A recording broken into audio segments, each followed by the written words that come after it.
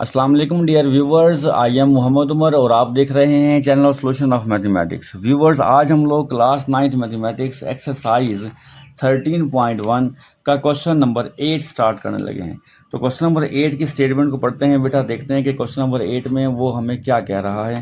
कहता है कि अ card is selected at random from a well shuffled pack of 52 playing cards. कहता है कि एक कार्ड को सिलेक्ट किया गया है जो वेल शफल्ड हैं, जो मिक्स किए गए हैं। वो कितने पैक ऑफ 52 प्लेइंग कार्ड्स। तो प्लेइंग कार्ड्स कितने हैं? वो टोटल 52 हैं। बेटे, आपने ताश देखे होंगे, आप में से बहुत सारे स्टूडेंट्स ने नहीं भी देखे होंगे, बहुत सब सारे स्टूडेंट्स ने देखे होंगे और बहुत सारे स्टूडेंट्स ने खेले भी होंगे। तो देखते हैं कि कार्ड्स, ये जो हम पत्ते खेलते हैं, ताश जो खेलते हैं बेटा, इसमें की तादाद कितनी होती है? टोटल 52 होती है। कहता है इन ताश के पत्तों में से जो कितने हैं? 52 हैं। एक कार्ड सेलेक्ट करना है आपने। ओके, तो अब टोटल कार्ड्स कितने हमारे पास? 52। तो एन ऑफ एस कितने आ जाएंगे हमारे पास बेटा? 52 आ जाएंगे। ओके, कहते हैं what will be the probability of selecting a coin. तो कहता है वो प्रोबेबिलिटी बताएं कि आपके हाथ में कोइन आए। सबसे पहले हमें ये जो ताश के पत्ते हैं, प्लेइंग कार्ड्स जिन्हें बोलते हैं, जो हमारे प्लेइंग कार्ड्स हैं, हमें इसके बारे में हाउ नाउ होना ज़रूरी है कि इसमें कोइन कितनी होती हैं, जैक कितने हैं इसमें। ठीक है, इस तरह से उसकी बनावट कैसी है देखते हैं बेटा। एक पेज आप पीछे करेंगे, एक पेज आप पीछे कर लें बुक का, आपके पास एक टेबल बनी हुई है, इसमें आपको बड़े ही अच्छे तरीके से समझाया गया है। बेटा टोटल हमारे पास कार्ड होते हैं 52। ओके जी, अब 52 कार्ड्स को 4 सेट्स में डिवाइड किया गया है। ये कितने कितने के सेट्स हैं? 13 के सेट्स हैं। ये 13 के 4 हिस्से किए हुए हैं उन प्लेइंग कार्ड्स के। अब इन 13 पर स्पैड की डायग्राम बनी हुई है, 13 पर क्लब की डायग्राम बनी हुई है, 13 पर हार्ट बना हुआ है, 13 पर डायमंड। ये कॉर्नर पे बनी हुई होती हैं पिक्चर, छोटी छोटी सी पिक्चर्स होंगी, ये वाली बनी हुई होंगी। अगर आपके पास ताश के पत्ते हैं, ये प्लेइंग कार्ड्स हैं, तो आप इसको एक बार देख लें, आपका कंसेप्ट क्लियर हो जाएगा। अगर नहीं है तो आप गूगल पर सर्च करें बेटा, तो आपको वहाँ पर प्लेइंग कार्ड्स नज़र आएंगे, तो आप एक बार इनकी तस्वीर देख लीजिएगा। ओके, तो 13 क्या है इसमें? स्पैड हैं, ये ब्लैक कलर के हैं। 13 क्लब, ये भी ब्लैक कलर के हैं। और 13 हार्ट्स, ये रेड कलर के हैं। और 13 डायमंड, ये भी रेड कलर के हैं। इसका मतलब ये हुआ कि 26 ब्लैक कलर के हैं हमारे पास बेटा, और 26 ही किस कलर के हैं? रेड कलर के हैं। अब ये जो 13 कार्ड्स हैं, इनमें क्या क्या है? इन 13 कार्ड्स में बेटा, एक में 13 के 4 सेट्स हैं ना हमारे पास। किंग है, क्वीन है, जैक है, एक है जिसे जक्का बोलते हैं हम, या इक्का बोलते हैं। और 2 से लेकर 10 तक कार्ड्स की नंबरिंग हुई हुई है। यानी कि 2 से लेकर 9, 2, 3, 4, 5, 6, 7, 8, 9 ये कार्ड्स हैं। इनके अलावा ये 4 पिक्चर कार्ड्स होंगे एक सेट के अंदर। इसी तरह किंग, एक हर सेट में एक एक किंग है, एक एक क्वीन है, एक एक जैक, इस तरह से। और हर में 2 से लेकर 10 तक नंबर भी हैं। तो ये हमारे 13 के सेट बने हुए हैं यहाँ पर। ठीक हो गया। अब कहता है कि आप हमें प्रोबेबिलिटी बताओ, what will be the probability of selecting a queen. क्या आ जाए आपके हाथ में? क्वीन आ जाए। तो आपने बेटा देखना है, क्या देखना है कि आपके प्लेइंग कार्ड्स में क्वीन कितनी हैं। तो ज़रा गौर कीजिए, 1, 2, 3, 4 क्वीन है हमारे पास। ओके, तो हमने यहाँ पर क्या करना है? यहाँ पर हमने लिखना है let A be the event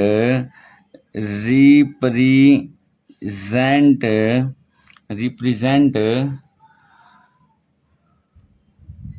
uh queen. किसको रिप्रेजेंट कर रहे हैं? क्वीन को। तो एन ऑफ ए, कितने क्वीन के कितने कार्ड हैं हमारे पास? 4 हैं। ठीक है, तो इसकी प्रोबेबिलिटी क्या होगी हमारे पास बेटा? वो होगी n of A over N of S होगी। एन ऑफ ए 4 हैं हमारे पास, एन ऑफ एस कितने हैं बेटा? 52 हैं। 4 1 ज़ा 4, 4 3 ज़ा 12। तो इसके आने के जो प्रोबेबिलिटी है वो कितनी है हमारे पास बेटा? 1/13 है। क्लियर हो गई बात? अब आगे चलें सेकंड पार्ट की तरफ। इसके सेकंड पार्ट में कहता है बेटा नाइदर आ क्वीन, ना उसके पास क्वीन आए, नॉर आ जैक, ना उसके पास जैक आए। फिर वही नॉट वाला प्रोसेस जैसे हमने प्रीवियस क्वेश्चन में नॉट को सॉल्व किया कि उसने कहा ना क्वीन आए ना जैक आए, लेकिन हम प्रोबेबिलिटी मालूम करेंगे कि क्वीन आए और क्या आए, जैक आए। बाद में नाइदर के लिए हम क्या करेंगे, इसके आंसर को 1 में से माइनस कर देंगे।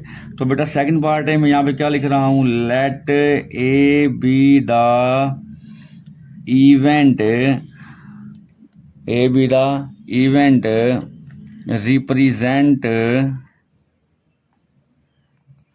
represent a queen and a jack। Okay, तो वो किसको मिलेंगे, ए को, तो एन ऑफ ए। अच्छा, अब हमारे प्लेइंग कार्ड्स में क्वींस कितनी है बेटा, हमने यहाँ पर देखा था प्लेइंग कार्ड्स में हमारे पास बेटे, प्लेइंग कार्ड्स में क्वीन है हमारे पास 1 2 3 4, जैक कितने हैं 1 2 3 4, तो टोटल कितना हो गया, ये 8 हो गए। तो एन ऑफ ए कितना हो जाएगा 8। तो प्रोबेबिलिटी का फार्मूला क्या है हमारे पास, N of A over N of S. तो एन ऑफ ए कितने हैं 8, एन ऑफ एस कितने हैं हमारे पास बेटा 52 हैं वो। ओके, तो सॉल्व कीजिए, 4 2 ज़ा 8, 4 1 ज़ा 4, 4 3 ज़ा 12। तो प्रोबेबिलिटी ऑफ ए कितना आ गया 2/13। बेटे 2/13 प्रोबेबिलिटी है कि क्वीन और जैक आए, लेकिन हमें क्या चाहिए, neither a queen nor a Jack.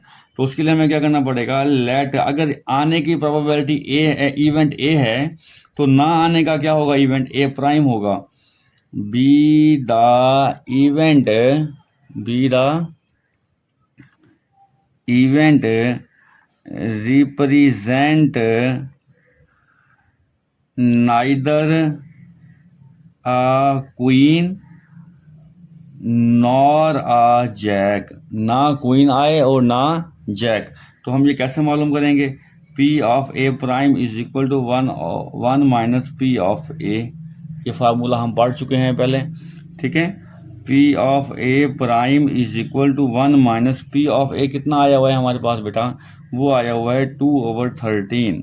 तो एलसीएम ले लें इसका 13, 13 1 ज़ा 13, 13 से 13 कैंसिल, ऊपर से क्या आ जाएगा हमारे पास बेटा 2 आ जाएगा।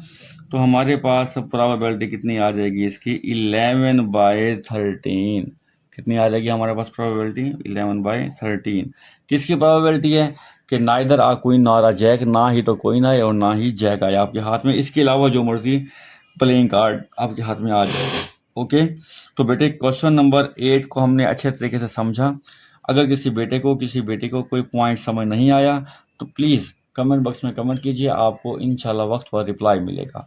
तो मूव कर रहे हैं क्वेश्चन नंबर 9 की तरफ, लेकिन क्वेश्चन नंबर 9 पर मूव करने से पहले वो तमाम बेटे, वो तमाम बेटियां जिन्होंने अभी तक चैनल को सब्सक्राइब नहीं किया, बेल आइकॉन को ऑन नहीं किया, उनसे रिक्वेस्ट है कि पहले चैनल को सब्सक्राइब कर लें, बेल आइकॉन को ऑन कर लें, ताकि आने वाली तमाम वीडियोस का नोटिफिकेशन आपको वक्त पर मिलता रहे। तो बेटा मूव कर रहे हैं हम क्वेश्चन नंबर 9 की तरफ। क्वेश्चन नंबर 9 में कहता है बेटा, अ card is chosen at random from a pack of 52 playing cards. हमारे पास प्लेइंग कार्ड्स की तादाद कितनी है बेटा, 52 है, जैसे कि हमने प्रीवियस क्वेश्चन में किया, 52 प्लेइंग कार्ड्स थे हमारे पास। इसी तरह से हमारे पास क्वेश्चन नंबर 9 में प्लेइंग कार्ड्स दिए गए हैं, तो उसकी तादाद कितनी है 52। तो एन ऑफ एस कितने आ जाएंगे आपके पास बेटा, 52 आ जाएंगे। क्लियर हो गई बात। इसके बाद पढ़ते हैं क्या कहता है, फाइंड द प्रोबेबिलिटी। आपने प्रोबेबिलिटी मालूम करनी है ऑफ गेटिंग आ जैक, कि जैक आए। तो आपने यहाँ पे क्या लिखना है, let A be the event represent a jack. अब आपके पास प्लेइंग कार्ड्स में कितने जैक होते हैं बेटा, अभी हमने पढ़ा था, यहाँ पर देखें हमारे पास जो प्लेइंग कार्ड होते हैं इसमें जैक 1 2 3 4 जैक होते हैं इसमें, ठीक है। तो वो एन ऑफ ए कितने हो जाएगा हमारे पास 4। तो इसकी प्रोबेबिलिटी कितनी आएगी हमारे पास बेटा, N of A over N of S आ जाएगा। एन ऑफ ए कितने हैं हमारे पास 4 है, एन ऑफ एस कितने हैं हमारे पास, प्लेइंग कार्ड 52 हैं। 4 1 ज़ा 4, 4 3 ज़ा 12। तो बेटे इसकी प्रोबेबिलिटी जो आएगी आपके पास वो आएगी 1/13। बहुत आसान क्वेश्चन हैं जी। इसका सेकंड पार्ट है बेटा, सेकंड पार्ट में कहता है कि find the probability of getting no diamond, diamond का कोई प्लेइंग कार्ड हाथ में ना आए। अब फिर दोबारा से नो का जिक्र हो रहा है, तो हम क्या लेके आएंगे, डायमंड लेकर आते हैं।